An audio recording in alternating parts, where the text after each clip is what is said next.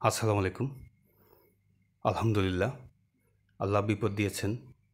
আল্লাহই আমাদেরকে রক্ষা করেছেন। আমরা ফেনীবাসী এখন আল্লাহর রহমতে বিপদমুক্ত। বাংলাদেশের প্রত্যন্ত অঞ্চল থেকে, বিশেষ করে রাজধানী থেকে এবং প্রবাসী ভাইদের ভালোবাসা, বাংলাদেশের বিভিন্ন প্রান্ত থেকে আমাদের জন্য ত্রাণ নিয়ে আসা, সবার প্রতি থাকলো অকৃত্রিম ভালোবাসা, শ্রদ্ধা, কৃতজ্ঞতা। আসলে এমন বিপদের মুখোমুখি আমরা ফেনীবাসী অতীতে কখনো হই নাই। 1988 সনে একবার বন্যা হয়েছিল, তবে এখনকার মতো ভয়ানক নয়। এরপরে যে এই বন্যার যে কারণ এবং প্রাসঙ্গিকতা এবং আমাদের সতর্কতা, ভবিষ্যৎ পরিকল্পনা, এই সামগ্রিক প্রাসঙ্গিকতা নিয়ে একটু কথা বলবো।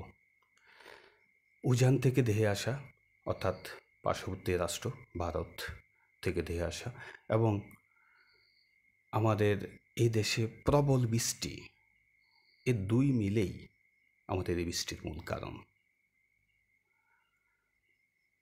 বিশেষ করে আগস্টের 21 তারিখ, 22 তারিখ, এই 2 দিন যেই গতিতে বাংলাদেশে বৃষ্টি হয়েছে, বিশেষ করে আমাদের ফেনী অঞ্চলে বৃষ্টি হয়েছে, এরকম ভয়ানক বৃষ্টি আমার লাইফে আমি এই প্রথম দেখেছি। 21 তারিখ রাত 1টা থেকে ভোর 5টা অবধি যেই বৃষ্টিটা হয়েছে, এই ভয়ানক বৃষ্টি আমার কাছে মনে হয়েছে যে আল্লাহ পাক যে কিয়ামতের কথা যে আমাদেরকে বলেছেন, মনে হয় এমন কিছু হতে চলছে। খুব ভয় পেয়ে, খুব ভয়ের মুখোমুখি ছিলাম আমরা। আর এমন পানি, এমন স্রোত আমরা অতীতে কখনো দেখি নাই। আমাদের এই জায়গা থেকে আরও একটু উত্তরে, অর্থাৎ পরশুরামের আনাচে কানাচে যতগুলো গ্রাম আছে, এই গ্রামগুলো অনেক ফানির মুখোমুখি হতে হয়েছে। যাক, আল্লাহ আমাদেরকে রক্ষা করেছেন। তো এখন যেটা বলছিলাম যে ভারত থেকে ধেয়ে আসা এবং প্রবল বৃষ্টি, এই দুই মূল কারণ। তো আমাদের পরবর্তী পরিকল্পনা কি হতে পারে? এই পরিকল্পনাকে আমরা দুই ভাগে ভাগ করতে পারি। একটা হলো সাময়িক, বা একটা হলো জরুরি, একটা হলো গুরুত্বপূর্ণ। জরুরি কেমন? যে অভিজ্ঞতা থেকে যেটা বলছি সেটা হলো আমাদের প্রাপ্তবয়স্ক, অর্থাৎ যাদের সাঁতার শেখানো যায় সবাইকেই, আমি শুধুমাত্র আমি ফেনীবাসীর জন্য বলছি তা না, আমাদের পুরো বাংলাদেশের কথাই বলছি। কারণ আমাদের এই সাবকন্টিনেন্ট এরিয়া, আমাদের এই ভারতীয় মহাদেশ বা ভারতীয় যতটুকু এরিয়া যেটা বুঝি, এই পুরোটাই কিন্তু বন্যা কবলিত, ফ্লাড এফেক্টেড। আমাদের সবাইকে অবশ্যই সাঁতার জানতে হবে, সবাইকে। প্রাণ রক্ষা যদি করতে হয়, সাঁতার আমাদেরকে জানতে হবে।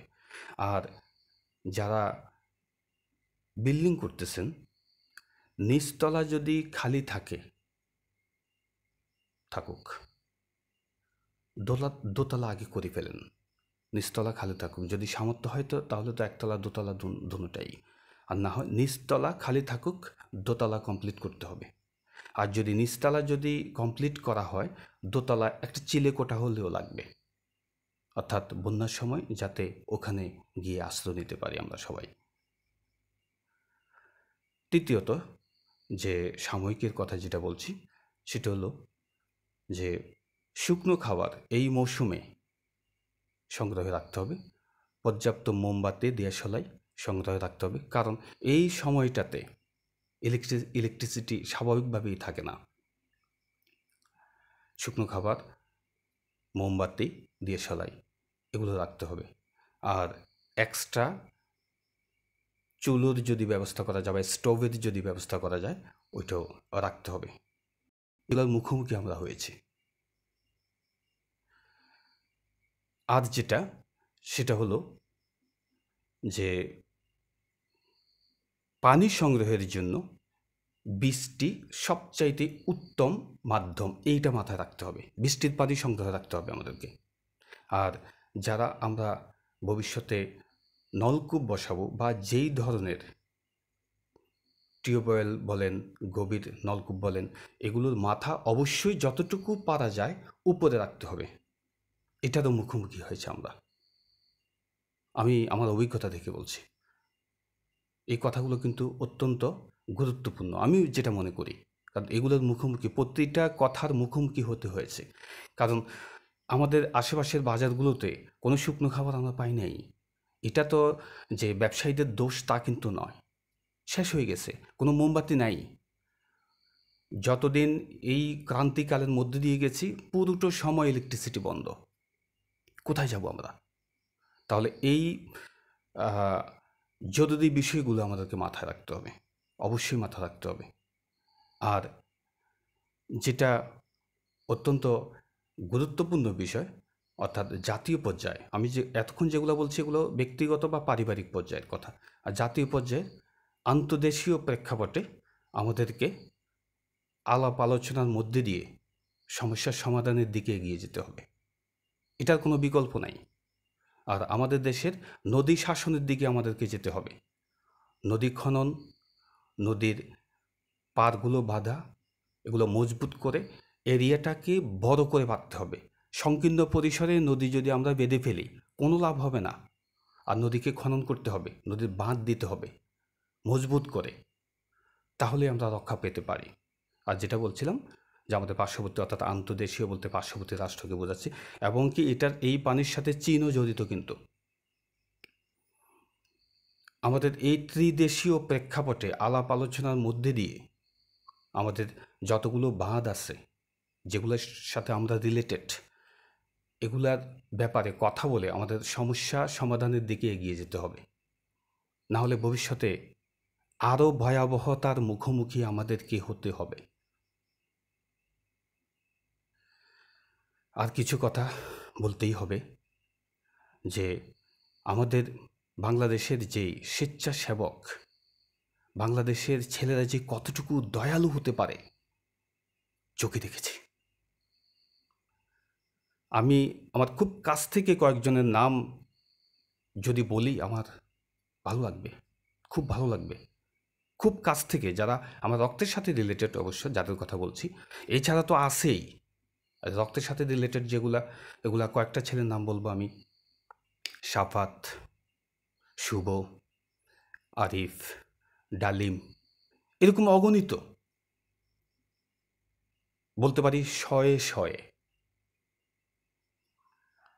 এরা নিজের জীবনের ঝুঁকি নিয়ে বাজি রেখে প্রত্যন্ত অঞ্চলে গ্রামে গঞ্জে চষে বেরিয়েছে, বৃদ্ধদেরকে, শিশুদেরকে, অসুস্থ লোকদেরকে টেনে টেনে এনেছে। এদেরকে কি বললে বলা হবে ওই ভাষা আমার নাই, ওই ভাষা আমার নাই। আর এখন অবধি বাংলাদেশের বিভিন্ন এলাকা থেকে বিভিন্ন প্রতিষ্ঠান ত্রাণ নিয়ে আসছে, আল্লাহ ওনাদের ভালো করুক। আসলে সবার যে ত্রাণ দরকার তাও না, কিন্তু যাদের দরকার তাদের তো দরকার, তাদের তো লাগবে। অনেকের ঘরে খাওয়ার নাই, পানি নেই, তাদের লাগবে। সুতরাং তাদের এই মুহূর্তে যারা তাদের পাশে দাঁড়িয়েছে তাদেরকে কিছু বলে আমি ছোট করতে চাই না, ছোট করা যাবে না তাদেরকে। আমি এখনও দেখতেছি প্রতিনিয়ত গাড়ি আসতেছে, তবে এখানে কিছু অনাকাঙ্ক্ষিত ঘটনা ঘটেছে যে কিছু কিছু পরিবার দেখা যায় জোর করে বেশি নিয়ে যাচ্ছে, যেটা অসুন্দর, এটা ঠিক নয়। যাই হোক, ওই প্রসঙ্গগুলো বাদ দিয়ে আমরা, কারণ একটু একটু ভুল মানুষ করে, আমি ভুল হিসেবেই দেখছি এগুলাকে। হয়তো ভবিষ্যতে ভালোর দিকে যাব আমরা।